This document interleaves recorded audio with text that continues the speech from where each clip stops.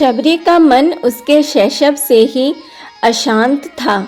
भोले भाले पशु पक्षियों की हत्या देखकर वो सिहर उठती थी। उनकी लहूलुहान देह देखकर वो अपनी आंखें बंद कर लेती थी।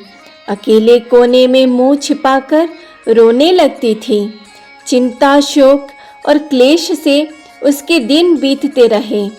वो नव यौवन संपन्ना नारी बनी। विवाह की तैयारी हो गई। पति वीर था उसका, एक बाण से दो दो पक्षियों को मार लेता था।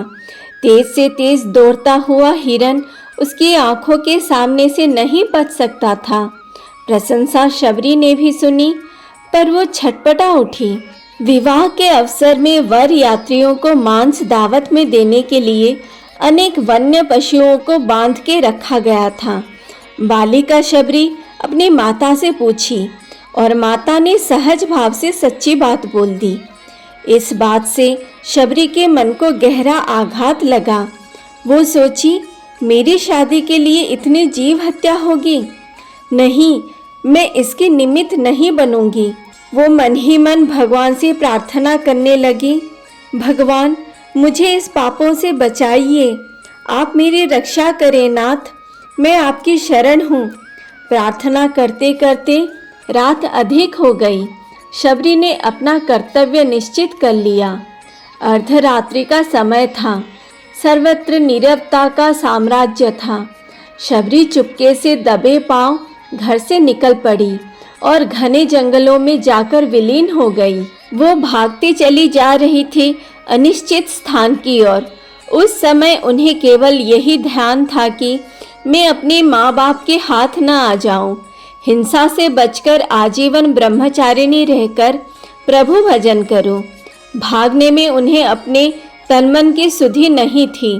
न क्षुधा थी न तृष्णा।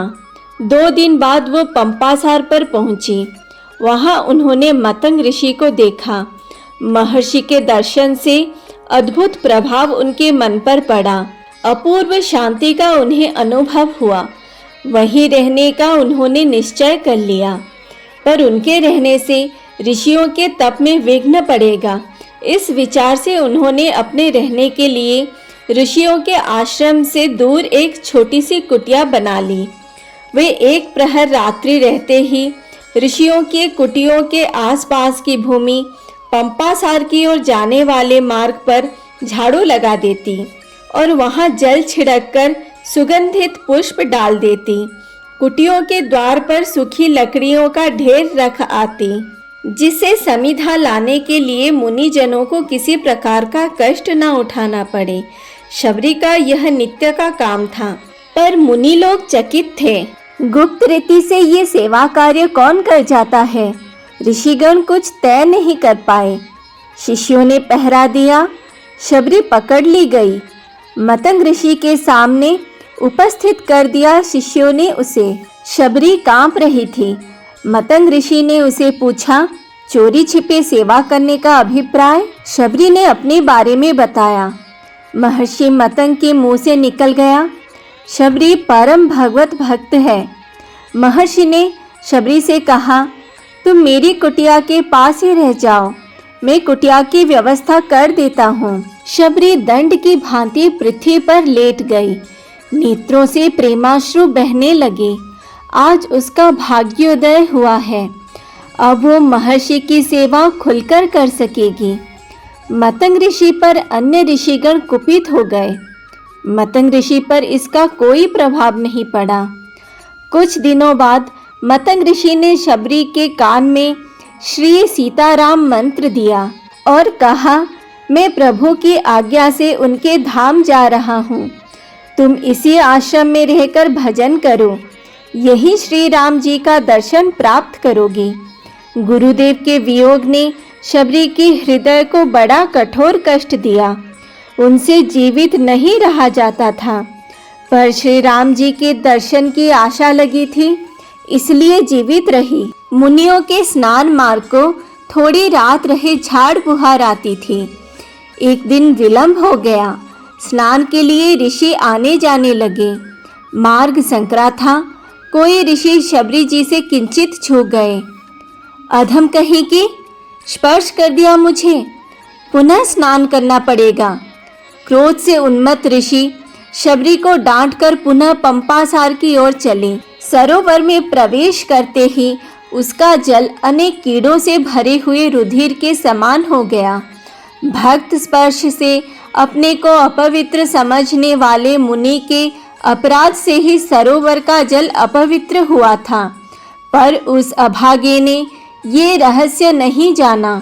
उल्टे ऐसा समझा कि शबरी के स्पर्शजन्य दोष से ही जल दूषित हो गया है। शबरी श्री राम की आगमन की प्रतीक्षा में अति व्याकुल रहती, वन से बेर बीन बीन कर लाती, चक्कर देखती जिस वृक्ष के फल मीठे होते उन्हें श्री राम के योग्य समझकर उनके लिए रखती। प्रभु के आगमन के मार्ग को स्वच्छ एवं कोमल बनाती एवं सोचा करती, राघवेंद्र सरकार कब आएंगे, कब मेरे नेत्र उसके दर्शन रूपी अमृत का आस्वादन करेंगे। इसी प्रकार प्रभु के आगमन की बाट देखते देखते बहुत दिन बीत गए।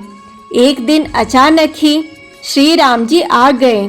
उसके सभी शोक मिट गए, परंतु वह संकोचवश भागकर कहीं छिप गई। भगवान श्री राम वनवासी लोगों से और ऋषियों से पूछते पूछते शबरी के आश्रम पहुँचे। स्वयं सरकार मेरे आश्रम में पधारे ये जानकर शबरी आश्रम की ओर दौड़ी। दूर से ही जहाँ से प्रभु को देखा वहीं से सप्रेम साष्टांग दंडवत प्रणाम किया। भगवान ने समीप जाकर शीघ्रता से उसे उठा लिया। कोमल कर कमल के स्पर्श से तन मन की सब व्यथा दूर हो गई। नेत्रों से आनंद के आंसुओं की झड़ी लग गई।